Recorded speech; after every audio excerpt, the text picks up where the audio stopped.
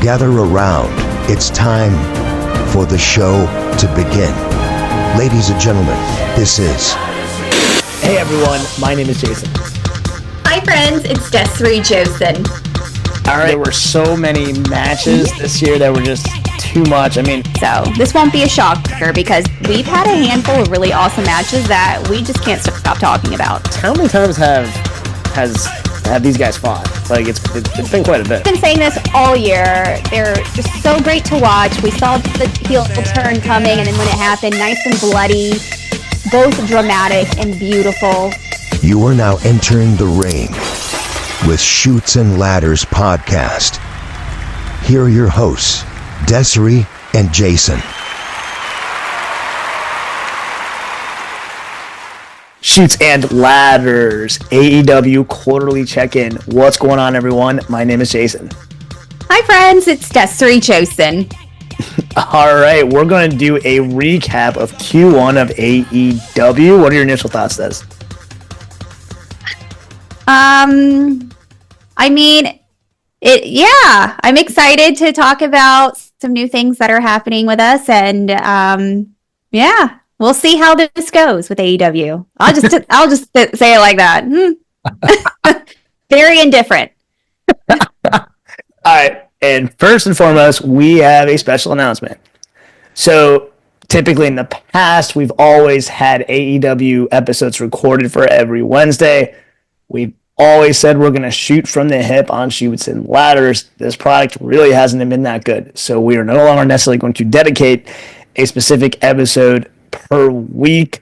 This way, we're not forcing ourselves into certain topics that may not really be that relevant to wrestling overall. This will actually free us up for more just overall general discussion. So, Des, what is your take on this?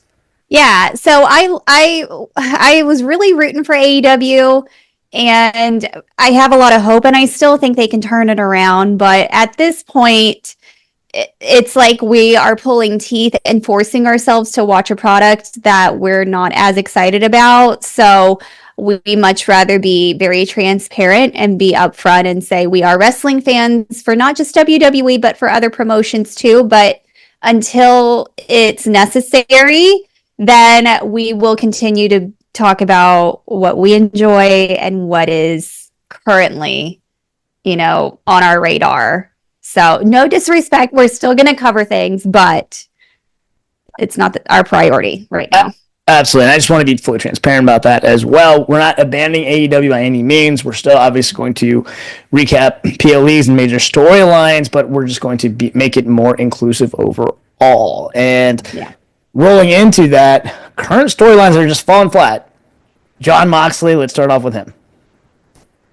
That's such a big disappointment. And I'm going to be honest, I haven't watched Dynamite and Collision in a few weeks for the reasons of just, I don't know what's going on. It doesn't make any sense. And they've had plenty of time to make things clear it's just Jon Moxley. He deserves better. We know better. We know he can carry a title, but none of this is. And I don't even know what's going on now, especially after Dynasty, which was a banger. And then it's just, there's no clear goal on anything. So I don't know. Yeah. 100% with you. Funny enough, in big, bold words, I wrote disappointment. And I'm actually kind of with you. We specifically said in an episode of Wishful Thinking that we think that Jon Moxley is going to lead the charge and everything's going to be well, and that has not been the case. The matches overall have just not been good, and it's not just one match, it's multiple matches, yet booking still has them at the top, which, listen, we understand that, hey, look, this is their promotion, but ultimately it's leading to a bad product. Yeah, not a good look. All right. Next, we're going to discuss MJF, who really should be one of the faces, if not the face. What do you have to say about him? I love MJF, just like I do Jon Moxley. MJF is just, I think, one of the strongest young he's not even up and coming. He is star for at least AEW, and he's got so much more potential. And I mean, whenever he comes out, he gets a pop. I still get excited to see him. However, like his recent bookings, it's just, I'm like, you could do so much more. You could do so much better. We know this. But now you mentioned you texted me just last week about Bobby Lashley and what's he doing with that. And I'm like, I didn't even watch it. So tell me more or don't tell me because it's probably not worth it. But it's just those kind of disappointments where you're like, that's what they thought of. That's what they came up with. So it's, yeah, he can do so much more. Yeah, 1,000,000%. Look, I remember when I texted you at Bobby Lashley. I don't even understand how these skill sets obviously don't match whatsoever. Bobby Lashley is obviously a vet that is MJF supposed to put Bobby Lashley over? And if that's the case, then why'd you pay Bobby Lashley all that money? I didn't understand it. So yeah, I don't know. Yeah, when it comes to booking, I mean, look, you're taking one of your top stars. That's what's funny is because if you bring the guy like Bobby Lashley's supposed to be carrying the weight and put other guys over, but it seems like it's MJF's responsibility, and that's just kind of completely backwards, but that's what they're doing. Yeah, I don't know what's going on. And look, let's just be real. This is the last thing we're going to discuss as far as this section is Tony Storm is really the only positive of AEW right now. We've been saying this for a while, and yeah, it's still holding true. I tell you, Tony Storm's back is hurting for carrying this company, and I'm glad she is strong enough to do it. And the girl is working her ass off for years with this character and maintaining the consistency. Really awesome runs as a title holder. In-ring performance and mic skills are above par.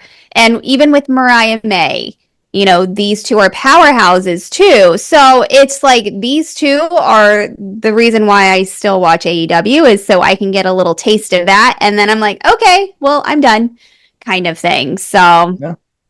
No, you aren't lying. You kind of hit it on the head. That's honestly my motivation for staying in touch. Yeah. All right. Pay-per-views. Look, let's talk about them. Obviously, I mean, the pay-per-views actually, they get good reviews. They have some classic matches, but they're still overbooking and they're still requiring payment. And this is why this is a red flag on the promotion. My thing is okay, I got really excited because with Dynasty, they're like, oh, we're going to be on Prime. And I'm like, cool, I'm a Prime member. I can, maybe they switched it up where people can log into their Prime account and watch it. Nope. I got do you want to charge your account the $50? And I was like, no way.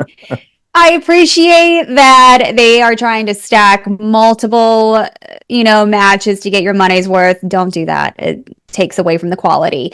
But I can say Dynasty was really amazing, minus 2 or 3 matches that they didn't need. But besides that, if they're doing so well and they're saying that their numbers are super competitive, especially now being on the Max app, and all these brand deals with ads and stuff and whatever you're doing to reel in the money, why are we still charging for these pay-per-views? I don't understand that. I feel like the fans would be a little bit more excited and could understand what's going on if they're following the storylines on the weekly shows and then getting to watch them on their major main event pay-per-views. I don't know. Let me double down on that. I have the Max app. The Max app has now cut off like the Bleacher Report sports segment of it unless you want to pay more. If the pay-per-views were a part of that package, I would engage, but they're not. And that's just such another disappointment. But listen, until they change that, I'm not going to pay a dime for a pay-per-view. No way. No, I will not. All right, now, and we had an episode called The Ones That Got Away, Losing Talent, all within Q1. You got Penta, Ray Phoenix, and Malachi Black. So let's talk about that briefly. Well, I can say that 2 out of the 3 have already been on WrestleMania, and one just came back on Friday, and it's their best decision that they could ever make. And the fact that I feel like there was rumors that Penta and Ray had some hard times towards the end of their contract trying to get out of it and trying to get into WWE, and AEW was just like, we're not letting you go until like the day it's over. And then they show up the next day on Raw and they just tear it up. Penta is huge right now. Yeah. And it's only been not even 2 or 3 months. He's been on every single Raw, has had a match every week. And he was on WrestleMania. The same with Rey Fenix.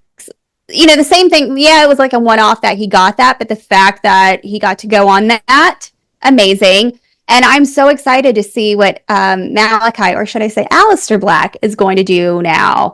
And we know he's a Triple H guy, so I hope he gets pushed real hard. I'm excited. And you know what? It is what it is. That's business, but that's their career, so... I'm with you. I think all three of these guys are going to hold titles at some point in time. Malachi, if Malachi is a Triple H guy, I can see him getting pushed to the top sooner rather than later. Yeah, this is going to be fun. I'm excited. Good for them. Absolutely. All right. And then rumors with contracts ending.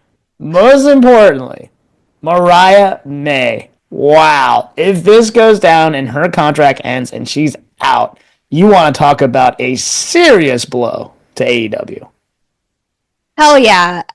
With WrestleMania weekend, just a couple of weeks ago, not even a week ago, there were rumors flying within the past even months that her contract with AEW is coming up either towards the summer or early fall. So she basically, it looks like she's acting as a free agent.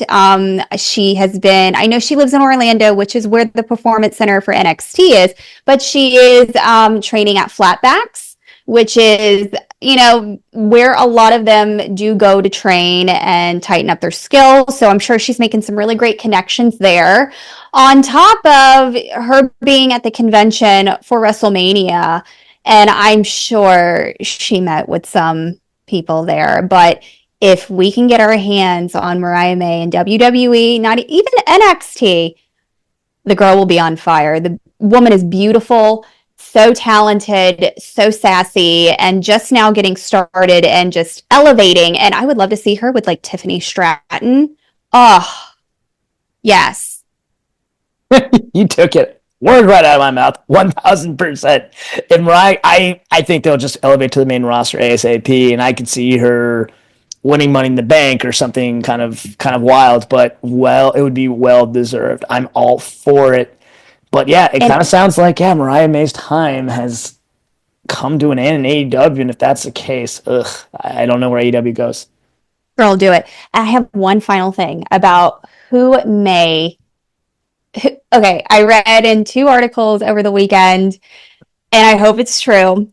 Wardlow was in Las Vegas, and he was supposed to perform at an indie match over the weekend, but they pulled him because WWE execs wanted to speak with him. Fingers crossed that our man gets signed and he finally gets the push that he gets. So, oh boy, yeah, you will learn how to do backflips for that. All right, and then look, Tony Khan as a booker. I think we've kind of talked about this before, but especially with Q1, what do you have to say? It's just disappointing. WWE made some like shots at him over the weekend with some interviews. Like Nick Khan said some stuff saying, yeah, you're talking about his dad being a great business owner and paying for the company. So, I've always kind of in the back of my head, I was like, I get it. Tony Khan is a big fan like us. He's a big mark. But he is looking, I think he's just feeding more of his hobby and his childhood dreams more than as a business. And it's impacting a lot of people's careers. And you can pay people so much to do something. And I think that's the only thing that he has over people is money. Yeah. And saying, hey, you sign with us, I'm going to guarantee you this amount for X amount of years, and you could do whatever you want, but I'm not going to promise you a career. That's basically how I'm looking at it. And this kind of business, you need to be in front of the camera. You need to be in the ring in front of the fans to build your name. So, not unless that's your thing where you just want to be like a hobby wrestler and just make some money and just go with it. I get it. But if you actually want to be a superstar, I don't think that would be ideal. So I just don't think he's booking in the best of their interest. It's more of his interest. Yeah, no, I think you're 1000% right.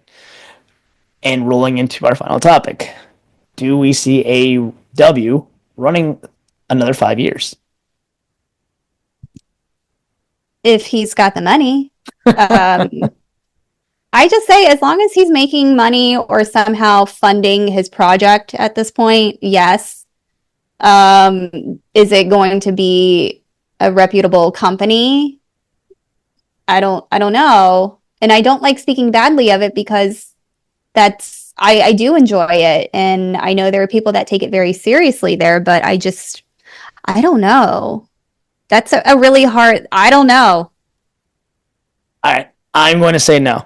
And I think history will repeat itself. With all the streaming services merging this, that, and the other, if there is a merge, or if the ratings come down, or if the ROI isn't necessarily there, then Warner Brothers may ask WWE if they want to make a purchase. WWE at this point has the capital to do it. They already bought out TNA. They purchased AAA.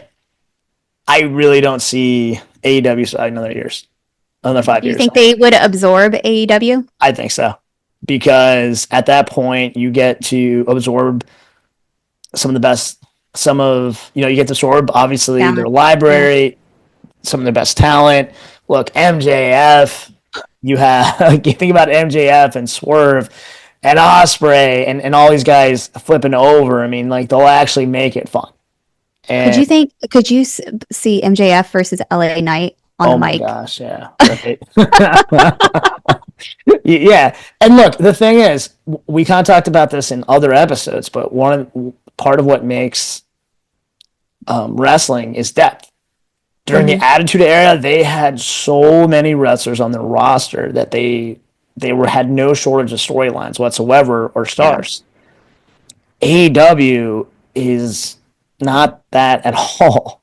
They're scraping the bottom. Yeah, exactly. And then the guys that are on top, they're forcing them into angles to put other guys over that really aren't that over. It's kind of a waste of time. They brought in some guys that honestly have been disappointing, even some guys that I actually liked, mainly Ricochet, and he really hasn't done anything. They try to flip Adam Copeland. Yeah, Adam Copeland. That's been disaster. I gotta be honest, the only guy that flipped over that actually had a fun run is Bryan Danielson. He's not even there anymore. So I really don't see it. And I think ultimately, if the powers that be at Warner Brothers to say, hey, look, let's throw out an offer, see if we can make some money, I think that's what's going to happen. I can see that happening, knowing that, WWE is producing and is super consistent and is in a completely different realm of its own. So I see it. Yeah, it's possible. All right. And what are your final thoughts? Just a big sigh. I was really pushing for him, and it's not producing anything. I'm not going to force myself to watch it every Wednesday and Saturday, not unless I need to. And at this point, it's not doing anything. So I'll just stick to the reports. And then if I see that it is relevant, then I'll give it my time. But God, it's tough. Very tough. But look, we are very transparent here. We always shoot from the hip. And look, we hope this does turn around, and we're not going to bend. We're still going to cover it. But until that time comes, this is what we're doing. Mm-hmm.